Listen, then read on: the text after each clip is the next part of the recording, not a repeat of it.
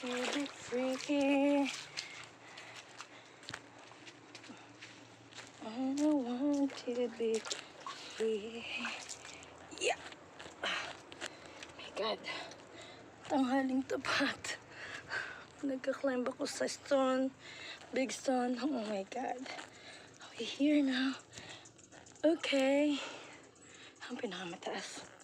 So, dito lang tayo. Sa middle of the stone. Hindi na natin kaya dun sa taas. Kukurug-kurug na yung aking. So, nung mga bata pa nga kami, dyan kami tumatalon. So, para sa akin ngayon, parang hindi na sa akin kaya yung ano na yan. Wait. Parang ang babaw na.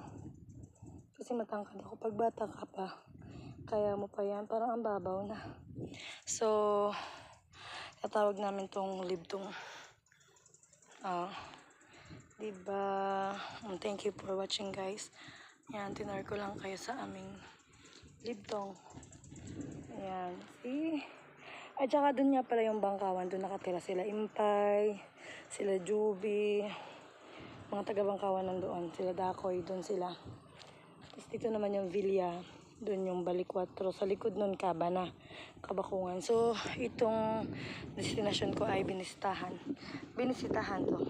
So, thank you for watching, guys. Sobrang init ngayon. Nandito tayo sa Arawan. Oh, nakatupis ako.